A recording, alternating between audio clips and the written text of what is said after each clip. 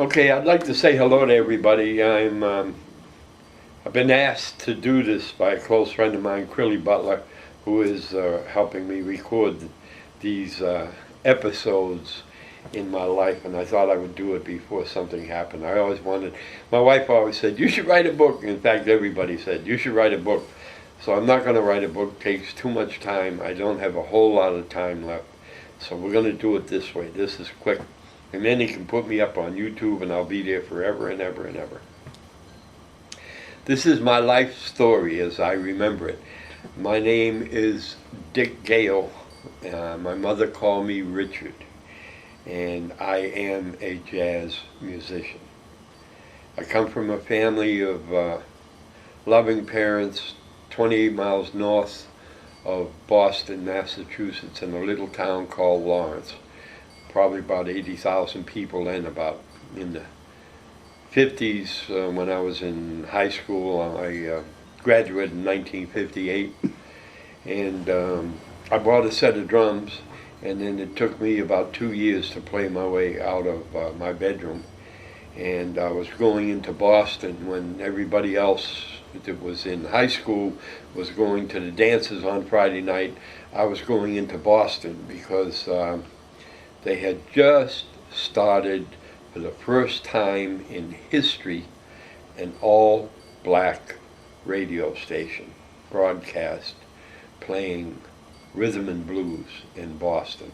This was about 1956. And it was coming out of Boston. It was a show called Symphony Sid. And then, of course, there was Moondog out of Buffalo. And Moondog, you could catch him at midnight. But Symphony Sid was at a great time. He was right after school, let out about 2:30 in the afternoon for about 2 hours. And that was the first time that I ever heard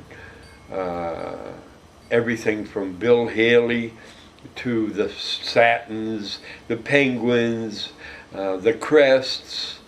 Chuck Berry was one of the first people that I heard that I really loved.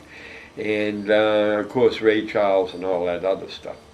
And along with these records being played every day for about 2 hours from Boston, which we could pick up on radio, so I'd run home from school and sit in front of this big Zenith radio, and I'd listen to all this great black music, and it was rhythm and blues. It was not rock and roll. It will not ever be rock and roll. That's a misnomer done by a bunch of people that didn't know what the hell they were talking about. So anyway, in conjunction with Symphony Sid having this radio show on every afternoon, the radio show took off. And he decided to start bringing some of those acts in, and they started appearing in high school auditoriums and Eagles halls all over the area. But of course you had to drive 50 or 60 miles outside of Lawrence to go to Boston. It was about 30 miles. And sometimes they were in Framingham, sometimes they were in Revere, sometimes they were in different areas, different towns outside of Boston. And it was on a Friday night, usually 8 o'clock record hop, and you went, and there you could see the Satins, or you could see the Drells, or Sam and Dave, and it was free. And they come out, and they do one or two of their records, and the place would be mobbed. And that was the first time I had really been around a big black audience, but it was mixed because there were whites coming from all over that loved the music, and they were good people, and they didn't care about any of the drama or any of that crap that other people were talking about. It's not safe to go there. You shouldn't go there, like your life would be threatened or something. Actually, it was a party. And so I started going to those dances, and meanwhile I was sitting home and I started playing to those records. And then I ran across a record that was recorded by an organ player named Jimmy Smith. That was the first jazz organist that I had ever heard. And he had a drummer with him named Donald Bailey, called Donald Duck of all names.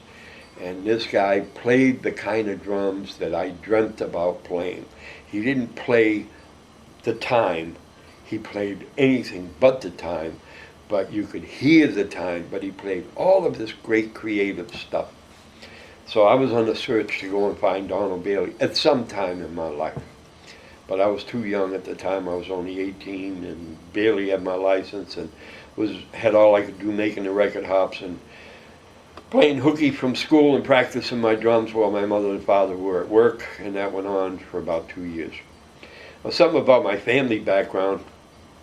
My mother came from a family, they were all born in this country, but her mother and father were from Italy. And the father died when the children were very young, and a year later the mother died, and that left all 3 children. My mother, her sister Carol, her sister Kay, and her brother Tony, all of them orphans. And the oldest child was 13 years old. I can't imagine what that must have done. And this grandmother of the family took them in, and she hated the boy and made him sleep out in the streets at night. He was only 10 years old. So they had a nightmare of a childhood. Then my father, who was Portuguese, met my mother. They were very young and started dating her, and the whole family was really upset because he wasn't Italian, and they fell madly in love, and they got married. And the first thing they did was take my Uncle Tony in.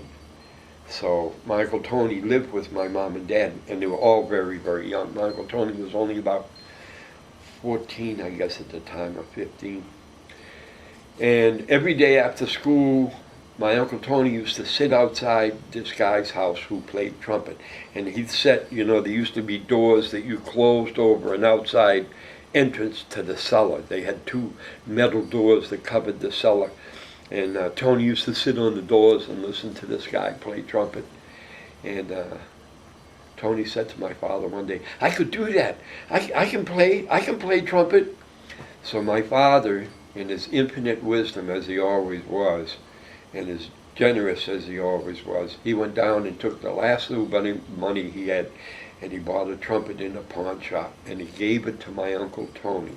My Uncle Tony went with Jimmy Dorsey and became one of the greatest trumpet stars in Boston, Massachusetts, at the age of 20.